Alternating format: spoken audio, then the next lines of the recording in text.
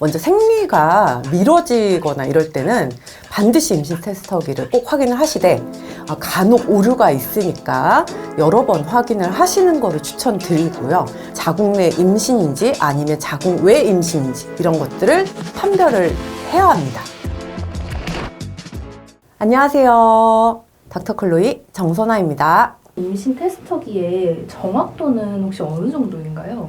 거의 임신 테스터기의 정확도는 90% 이상이라고 보시면 될 것 같아요. 한 98% 정도로 생각하시면 될 것 같은데요. 단, 이제 본인이 조금 뭔가 의심스럽다 할 경우에는 여러 번 해보기를 권고드리고, 특히 아침에 일어나서 첫 소변일 때 가장 임신 호르몬 수치가 높게 소변에 이제 남아있을 수 있기 때문에 첫 소변을 가지고 테스터기를 시행을 하시는 것을 추천드립니다. 왜냐면 이게 이제 계속 만약에 중간 소변을 하거나 그럴 경우에는 좀 그 농도가 옅어질 수가 있거든요. 또한 테스터기가 간혹 불량인 경우가 있어요. 한 번 했을 때 조금 의심스러울 때는 여러 번 측정을 해보시는 것을 권고드립니다. 그러면 지금 말씀하신 소변이나 테스터기 분량 말고도 네. 정확도에 영향을 미치는 다른 요인들이 있을까요? 아니요, 큰 영향은 없습니다. 그게 이제 결국에는 소변에 있는 베타 HCG라는 임신 호르몬의 영향을 받아서 하는 거기 때문에 다른 영향을 가지고 그 테스터기에 문제가 있는 거가 아닌 이상은 큰 문제는 없습니다. 임신 테스트기도 종류가 여러 가지가 있던데 네. 언제 어떤 종류를 사용해야 되는지 알 수 있을까요? 얼리 테스터기가 있고요. 그냥 테스터기가 있는데요.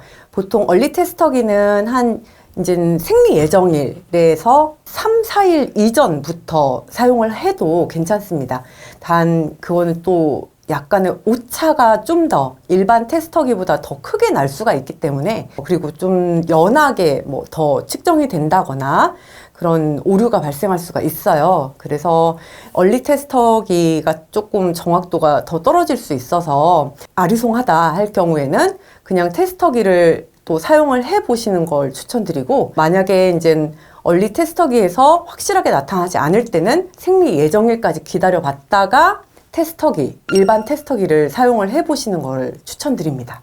임신 테스트기 결과가 양성일 경우에는 네. 무조건 바로 병원으로 가야 하나요? 우선은 오시는 게 좋습니다. 네. 근데 임신 테스터기가 양성이라고 하더라도 초음파에서 아기의 상태가 보이지 않을 수가 있어요. 특히나 생리가 불규칙한 친구들은 아주 초기인 경우가 있을 수 있기 때문에 먼저 피검사로 베타 HCG 검사를 해서 확실하게 임신인지 아닌지, 아니면 다시 초음파를 시행해서 자궁 내 임신인지 아니면 자궁 외 임신인지 이런 것들을 판별을 해야 합니다.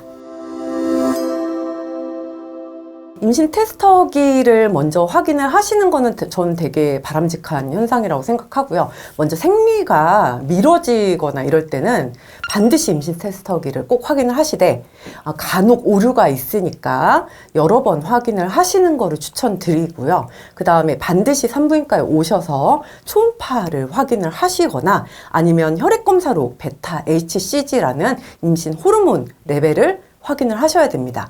특히 초음파를 확인하는 이유는 자궁 내 아기 집의 위치를 확인을 하기 위함인데요. 간혹 나팔관에 아기 집이 위치하는 자궁 외 임신인 경우가 있어요. 그런 경우는 비정상 임신이기 때문에 MTX 치료를 하거나 아니면 수술을 해서 이 난관을 통째로 제거를 해야 되는 수술을 하는 경우도 있기 때문에 완전히 치료 자체가 달라질 수 있습니다. 즉 임신 유지가 안 될 수가 있는 거죠. 그렇기 때문에 우선은 임신 테스터기가 파지티브, 즉 양성일 경우에는 반드시 산부인과 전문의한테 그 이후에 플랜에 대해서 상의를 하셔야 됩니다. 닥터클로이의 영상이 좋았다면 구독, 좋아요, 알림 설정 부탁드립니다.